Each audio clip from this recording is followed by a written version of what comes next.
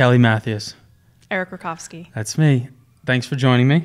Thanks for having me. Welcome to The Recipe, which is the name of the podcast. Didn't know that. Now you know. No. I appreciate your time. We're at the Collective, where we've met a lot of great people, some interesting characters.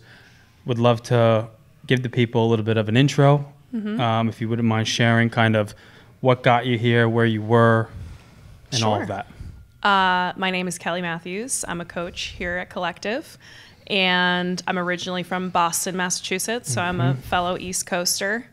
And I came down here in January of 2021, so it was the middle of the pandemic. I had been working as a trainer in Boston at Equinox there for quite some time, like 6 years, I think.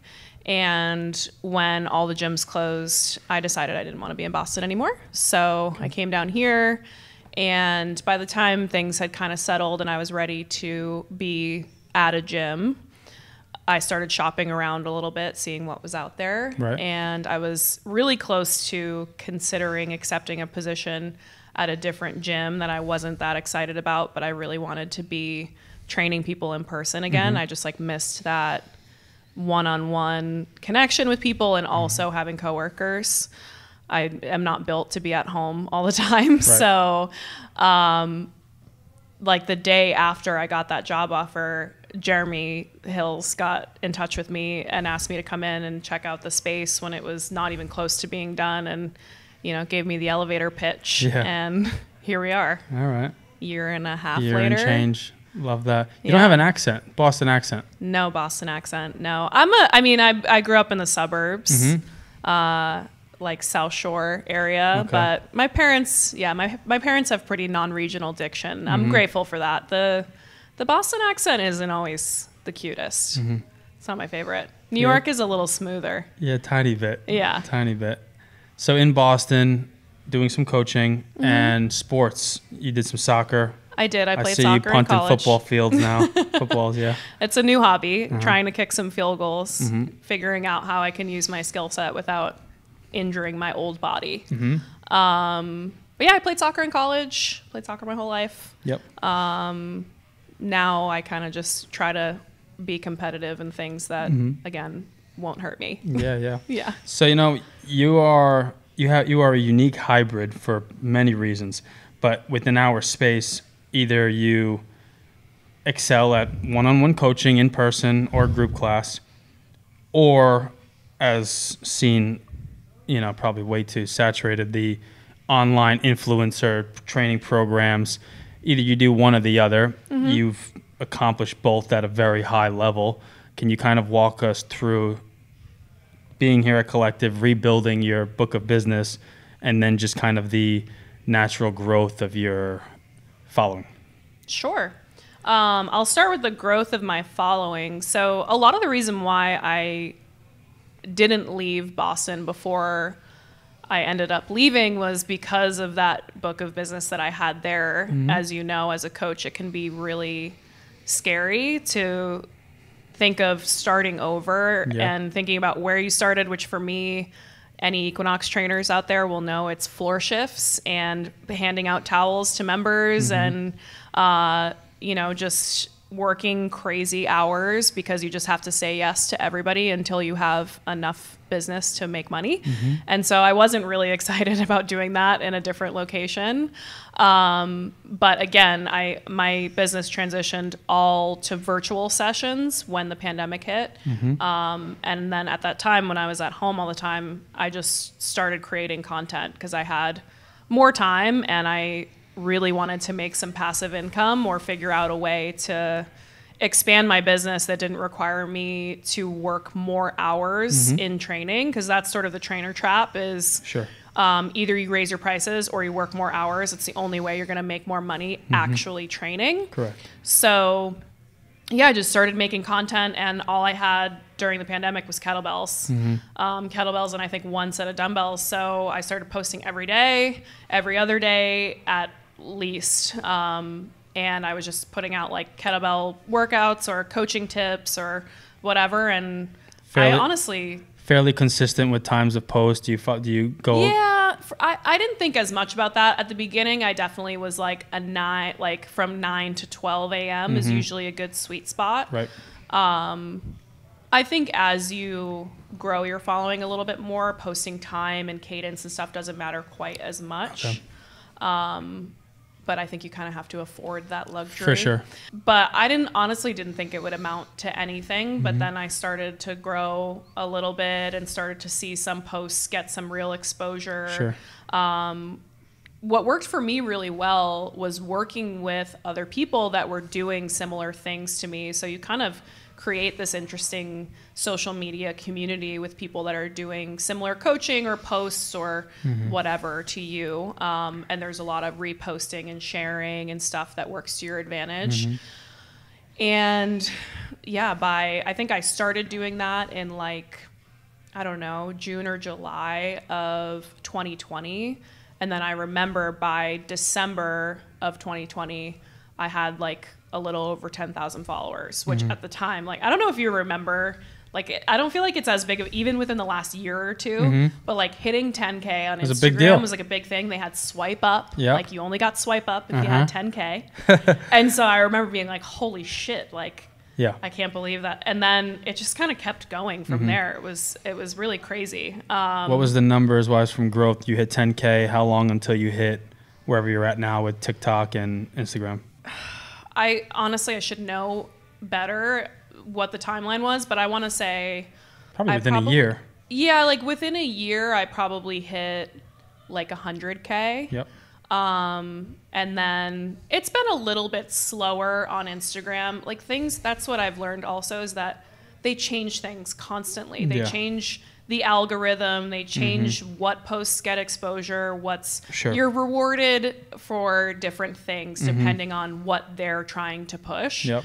So there will be times of explosive growth. Like I had this one reel that randomly it completely exploded and I got 60,000 followers from that one reel. Wild. Which was insane. But I haven't hit anything like that since then. TikTok has kind of been the golden goose for you. Yeah. TikTok I started a little over a year ago posting consistently. And it took me a while to figure out my home there. And I had a few posts that did pretty well. And then I kind of came off it because I was like, I can't figure this out. Maybe I'm too old for this because it's everybody now, but it was so Gen Z oriented at first. And I felt like kind of a dinosaur on there. But eventually I hit my stride and it's so much more consistent right now. I think a lot of what people are saying is that TikTok in terms of its lifespan is so early right now that it's similar to building a following when Instagram was brand new, where all of those like big influencers there's a window of opportunity that will never happen again where they're allowing creators to grow pretty rapidly. So for me, like I think like almost 820,000 followers on TikTok now. And I've built that in about a year, which probably will never be a thing again as they move forward and they figure out they get more and more users and paid ads and all of the saturation that happened on Instagram and Facebook. But for right now, it's exciting. So I know you coach primarily through Ladder. Do you have an idea of how many of those convert via TikTok versus Instagram? They'll tell me. So they do a great job of making graphs or charts of what comes from where and what does well, what doesn't do well. And so they tell me exactly where everything comes from. What we're trying to figure out now is conversion rate, because the difference between Instagram and TikTok is Instagram is more storytelling for sure, because like you have stories, you have posts, people go to Instagram to get to know you a little bit better. TikTok is very one-off. Yeah. And there's not as much of a get to know you and like figure out your coaching style and really buy in as much as there is on Instagram. And so for me, I'm really interested to see long-term how many of those converted members stay. Right. Because I'm like, they watched a 10-second clip of me and clicked the link in bio and joined this program, like, do they really know what they're getting into? Probably not. So I don't know that there's as much staying power with that, but the exposure either way is extremely helpful in terms of growing a program like that. How do you navigate just kind of brand capital with, I'm sure you get poached all the time, like, hey, we'll pay you to promote this product, and how do you navigate what makes sense for you and your brand and not diluting it by just saying yes to everything? I just don't have the time or resources to take on too much of that. And I've definitely learned over time that the right things will come and you'll know when they're the right things. And I really don't do much brand promotion. I don't have many sponsorships right now. Tim gives me a hard time. He's like, you need an agent. You need like all of these things, which he's probably right. And I think I probably could be doing a lot more and getting a little bit more exposure. But for me, I really like having it be mine. And I like doing the work, and I like knowing that everything that I've built, I built, and that nobody's creating content for me. Nobody, it's like... Sure, it's special. Like I'm answering the DMs, I'm doing all my stories, which is just not the case, and there's no shade to doing it that way, because if you want to outsource that and send your energy somewhere else, great. But for me, it's nice for me to look at it and say like, oh, I built that from the ground up, and I maintain it on my own. So I think I'm just like pretty choosy about it, and honestly, like the legit offers are a little few and far between. Yeah, I figured. So I can usually suss out what's going to work out and what's not going to work out. And for the most part, they're all in alignment with what you do, and what you want to be doing, whether it's, I believe, ProMix, Mantra Labs, and I'm not sure if there's more. No, I've done more short-term stuff. Like I did some Under Armour stuff. Yep. But that's even things that I think about that I'm like, I'm very particular about my clothing and what I wear to work out, what I wear in my life. So for a long-term partnership for clothing, I will think long and hard. There are very particular brands that I would get into business with because I like what I like, and I don't want to have to be what's worse than having to wear clothes that you just don't like to work out, because I hate wearing a shirt now. So I hear you. I hear you. We know. Yeah. But yeah, that's kind of how I've gone about it. It's like, do I like the products? Do I actually use the products? And am I comfortable telling people to buy them? Got it. Your training is incredible. I've experienced it. It's painful, but it's very, very efficient. Being like a very independent, like Wonder Woman, and I'm assuming a lot of your followers are female-based, perhaps. I could be overshooting. For sure. How important is that like stigma of like the bulking and the nonsense, and because you're someone that shows true strength and like grace at the same time, and I think like that. Yeah. And I think a lot of times women will get very, they'll get very derailed by like, oh my God, that's so heavy. I don't want to be this big. And then they look at you and you're extremely fit, naturally curvy. Yes, it's a God-given gift, but you really work at it, and it's an art, So how important is that like stigma for you and like teaching women that there is a way to do this? It's very important to me, but I've also, the amount of time spent coaching and in the fitness industry, I think is directly correlated to giving less and less of a shit about what people think about you, or at least for me. I should definitely speak for myself there. I think it can really go in the other direction. But for me, I don't really care what people think of being bulky or building muscle or anything like that. For me, I've had plenty of women clients like that be like, I don't want to look like you. You know, like I don't want to be that big. I'm like, fine, that's fine. Everybody has the right to make their own choices about their own body, and I'm not going to force you to lift the weights. Correct. But what's been really wonderful is there has been a shift. There will always be, I do think that our sort of millennial generation and older, I do think a lot of them are stuck in that, like, I don't want to lift too many weights because I'm going to get too big and I'm going to look like a dude, which the reality of the situation is it's really fucking hard to do that.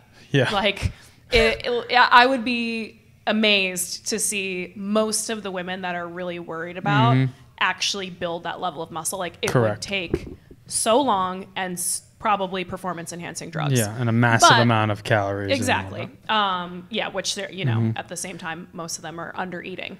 But there has been a big shift towards lifting. Getting stronger. And like, and like women being excited about having muscles and not really caring about that sort of like Pilates lengthening and toning type of body. And that I definitely just try my best to appeal to those kinds of people and empower them to train the way that they want to train. And I think you just end up finding your people, you know, like people end up gravitating toward you. And that's part of the reason why, a big part of the reason why I still like managing all of my own social media stuff, because they can feel when it's real. You know, they can feel when you're being you and when you're doing what you want to do and putting across the message you want to put across, and it's not filtered or you're not pandering. Yep. It's real. And I think that that's most of the feedback that I get about my content and just like kind of the way I am in real life too. How do you do a good job or try to do a really good job with managing I mean, there's so many people, but like making it intimate per person, and whether that's remembering that they have a trip coming up or maybe they had a hardship lately, even if it's just social media and they're on your program, you haven't met them. Do you find yourself like reaching out to those people and engaging? I try. There's definitely people that they become sort of constants in your DMs or within. Ladder's really wonderful because it's so focused on community. Such a big aspect of why people stay on Ladder, I think, is because there is a community that's built there and you get to know each other. So yeah, I definitely we have a team chat where everybody just contributes and talks about their lifts, talks about their days, and you get to know people in there too. So yeah, I definitely try hard to keep it personal and let them know that I am getting to know them and I value them individually, that it's not just like, oh yeah, like you leave, we'll just plug in somebody else. Like that's definitely not how I feel about it.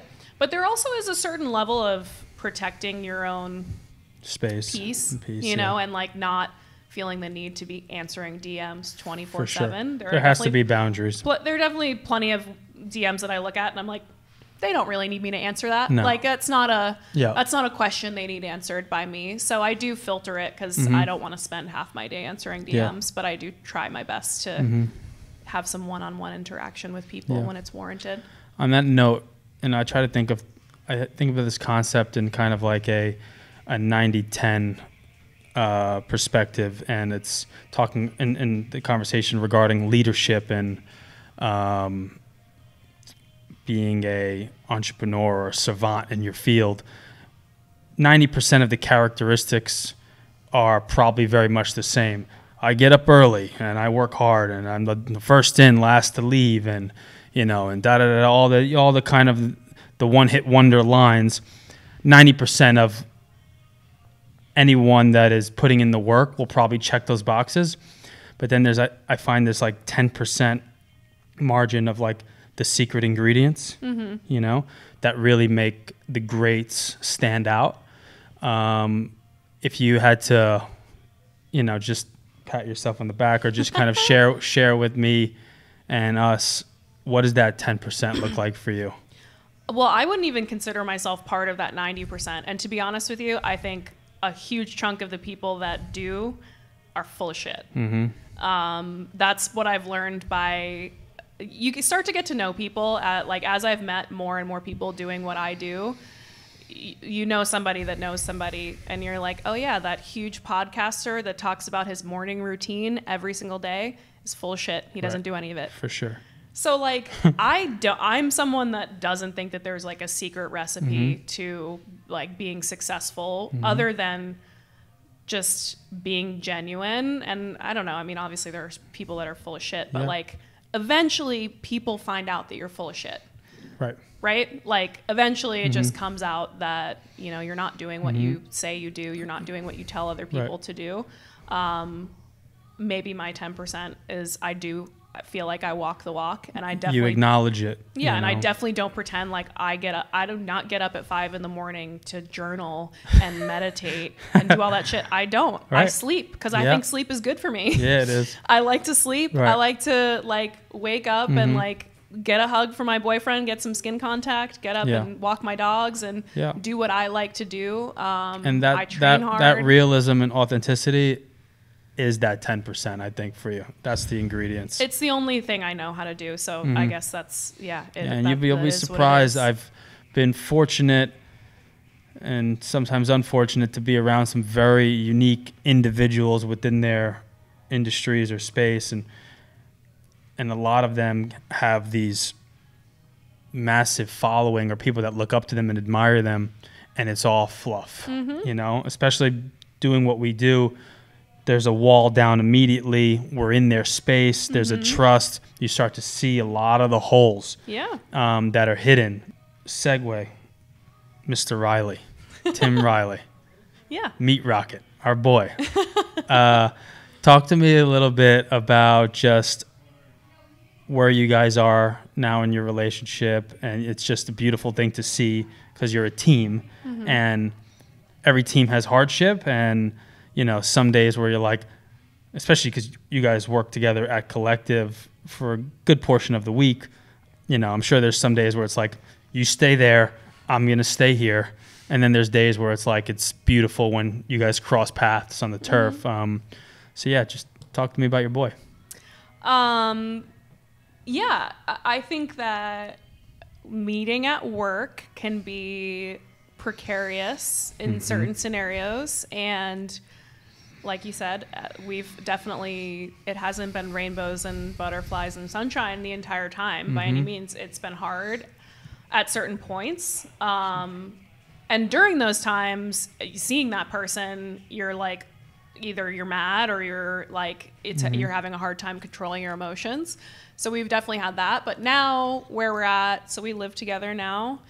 And it's funny because although I'm someone that very much values alone time and doing my own thing, I think because he's so busy here, he's full-time training in person. So usually he's here from like 7 or 8 a.m. and by the time he gets home, it's 7:30 or 8 p.m. And that's not my schedule. I usually work here in the morning. So I actually love that we're both here because sometimes we get to have lunch together or sometimes we get to steal like 15 minutes to just like hug and be sweet to each other for a minute. But I think from a higher level standpoint, what allows us to,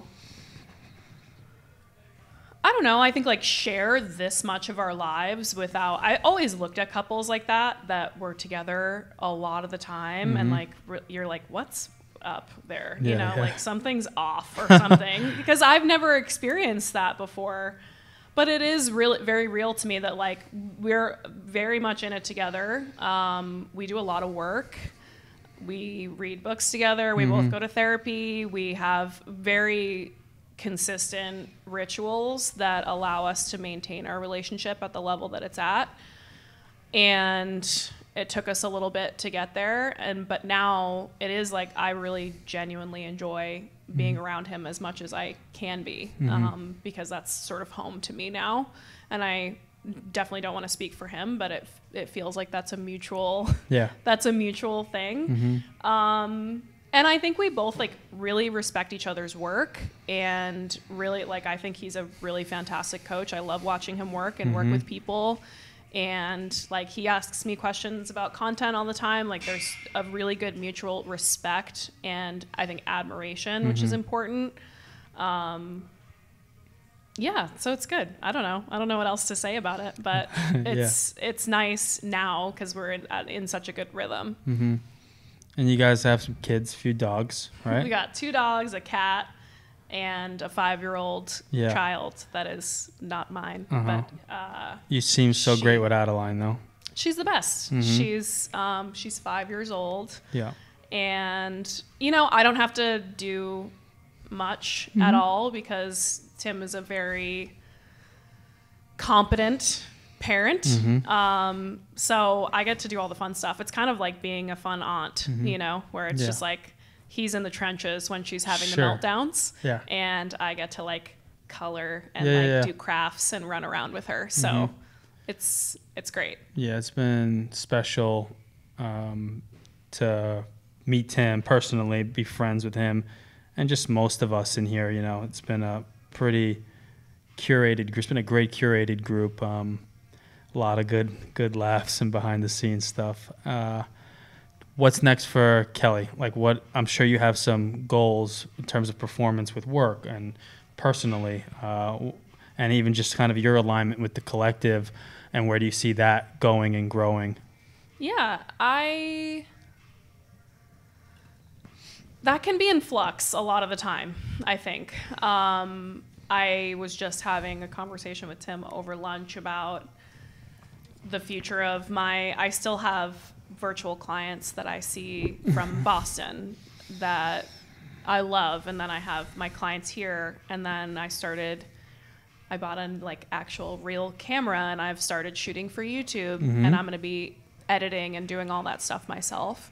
So time is running short, and I'm trying to figure out how to like free up some more time to do the things that I know will benefit me long term. And I think the way that I've tried to shape my career here, but also online, is like how can I make it as well-rounded and kind of insulated as possible? Because honestly, all of the shit can just go away in a second. Like, people can just stop caring what you're doing.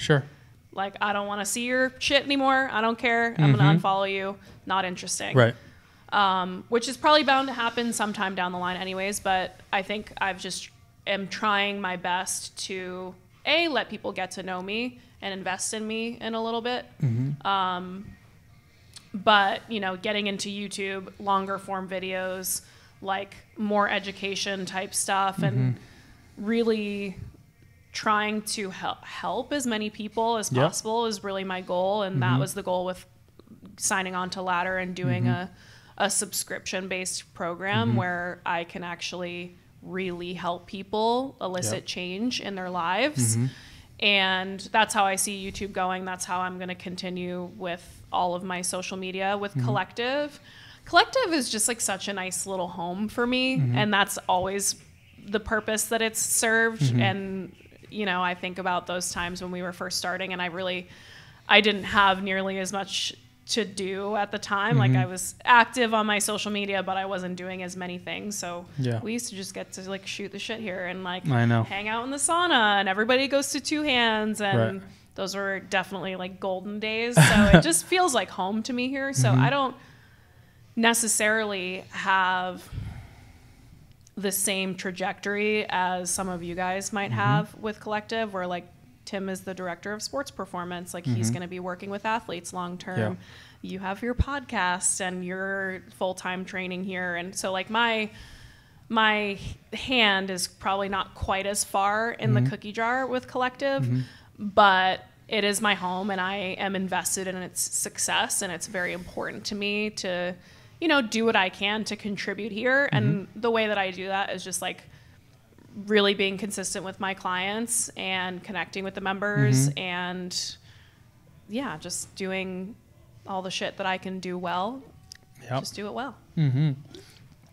Before I let you go, I just want to say the one piece you said at the end there, you haven't forgot, no matter the success and all the different things you've been able to do and diversify, successfully, keeping the main thing, which is helping people. A lot of people get distracted and they forget about that root of the true reason for like the craft. And some people, it's like, oh, I was a former athlete, so I'm just going to train this person how I would train. And they don't make it about them and their journey and make them the hero in their journey. That's something that is super special. So don't lose that. Thank you. That's kind of the crux of the issue with a lot of influencing now, right? Where like the number of influencer coaches that I know that have never been coaches is pretty staggering. Yeah. And like when you've never actually worked with a client one-on-one, or maybe you have like a couple times, it's very different from having 10 years of so many different personalities, body types, goals. It runs the gamut. And so like when you scale that, you have a general understanding of how you can help the most people. Whereas like, like you said, some people just look at it through the lens of like, well, this is what I know, this is what I do, and so this is what you're going to do. Or like, this is what I'm going to give you. And like, oh, it's not working for you, you're the problem. Right. You know? Exactly. So, yeah, that's shit. Yeah. But thank you. I appreciate those kind words.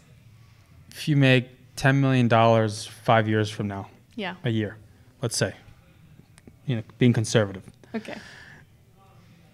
Do you see yourself still doing a few one-on-ones?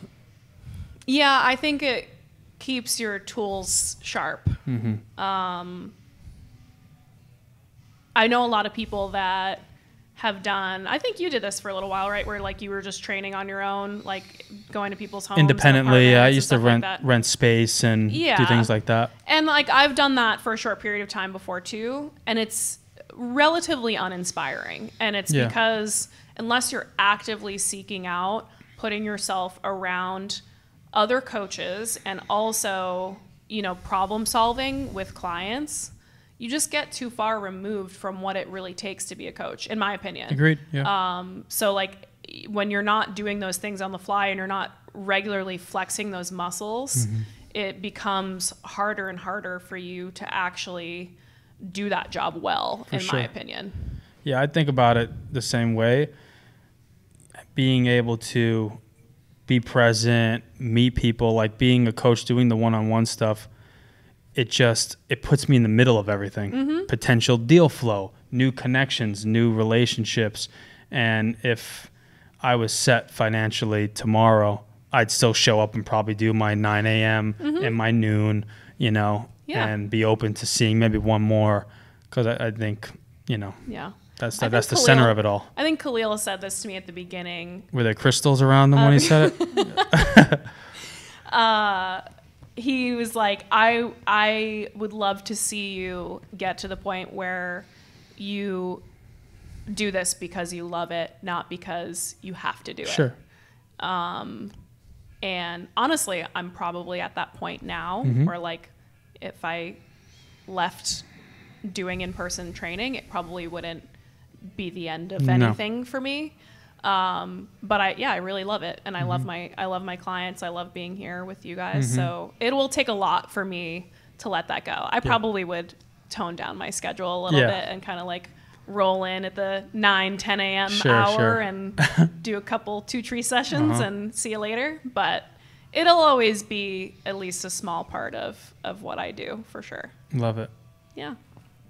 Is that it? Kelly Matthews, ladies and gentlemen. That's it. I appreciate you, and I'll see you out there. Thanks for having me.